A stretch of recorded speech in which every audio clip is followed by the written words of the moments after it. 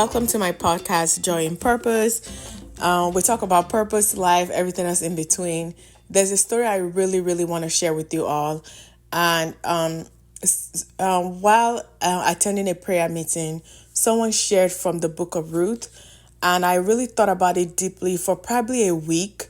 And I just knew that I have to share it on my podcast.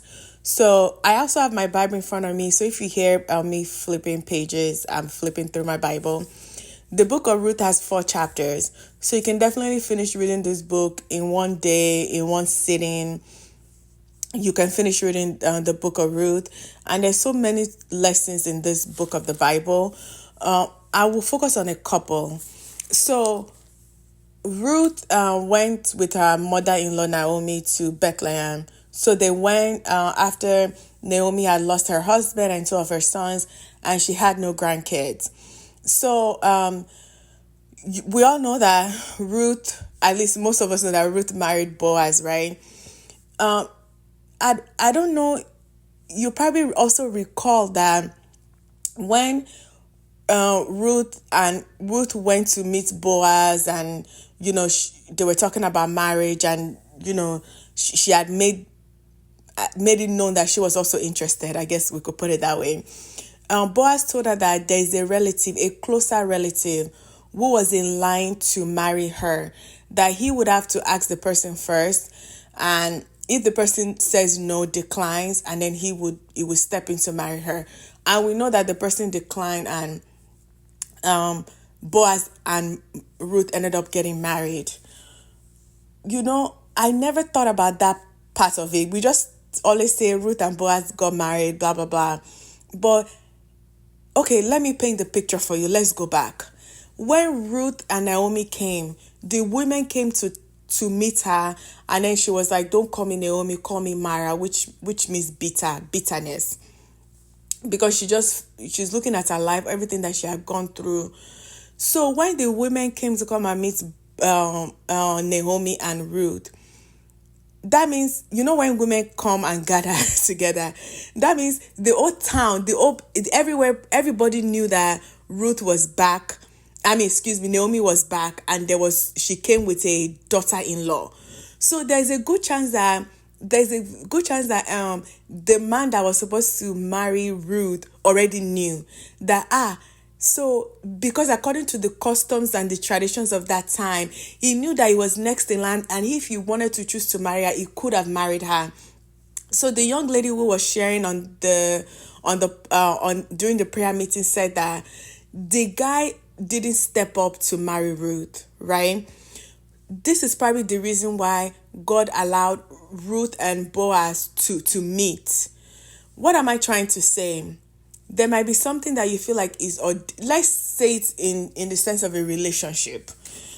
Even though I don't necessarily have to apply this to relationship, but let's say there's someone that you feel like maybe is the one, or whatever the case might be. Like I said, I'm not talking about this as it relates to relationship, and it didn't work out, or the person is not reciprocating that they like you back, or things like that. There's no reason to fret. There's no reason to feel like, have a scarcity mindset and feel like, it can never work out. It didn't work out with this person. It won't work out with anybody else. God has someone else in line.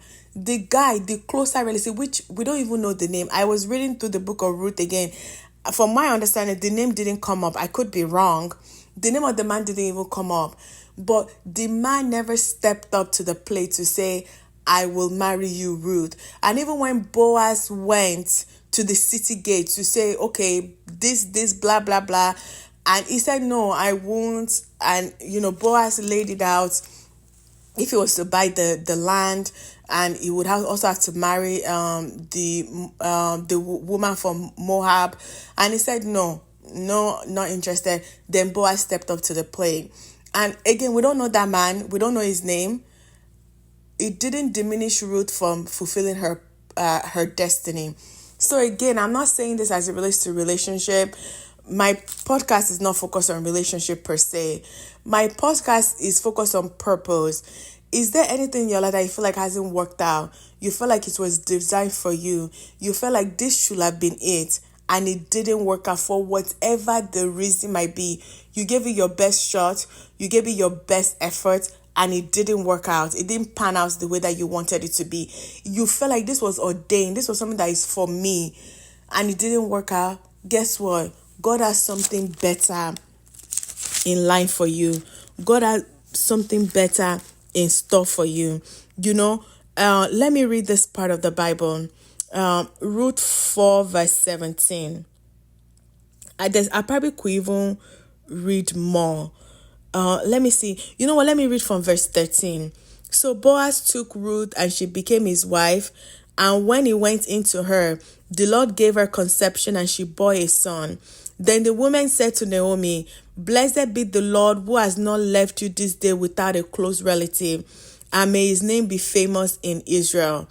So the son that Ruth had was going to be famous in Israel. Like, there was just all this declaration over his life. And may he be to you a restorer of life and a nourisher of your old age. For your daughter-in-law who loves you, who is better to you than 7 sons, has borne him. And then I'm going to go on to read verse 17. Also, the neighbor women gave him a name, saying, "There is a son born to Naomi," and they called his name Obed. He is the father of Jesse, the father of David. And when we go through the genealogy of Jesus Christ, Obed is in the genealogy of Jesus Christ. Can you imagine? Ruth did not miss out on anything. She did not miss out on her destiny. Even when the close relatives said no to her and shut the door on her, she didn't even know. And at some point, maybe she would have known, right? Maybe Boaz would have told her. She knew that Boaz was going to tell a close relative. We didn't see her crying, being sad, being depressed about it. God still took care of her. So as it relates to purpose, as it relates to destiny, as it relates to your life, is there anything that you feel like, God, I wish it would have worked out. I wish this company would have said yes to me. I wish this opportunity would have worked out for me. For whatever reason, it didn't work out. You didn't miss out on your destiny. God still had someone prepared for Ruth. And when we talk about the genealogy of Jesus, we would always mention the name of Ruth. So that's my encouragement for you today. I would encourage you to read the book of Ruth if you've never done so before. Like I said, only 4 chapters. You can finish it in one sitting. You can read 1 chapter a day for 4 days. And I'm very sure you have so much more, maybe much more than I shared today, to really think about and to really reflect on. That is my podcast episode for today.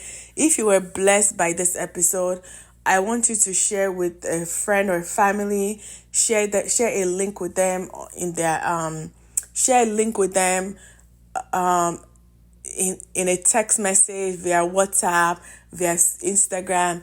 Please and please share a link with them. I really love you for listening. Thank you so much. You can follow me on Instagram at joyinpurpose_. Joyinpurpose_. Thank you and God bless.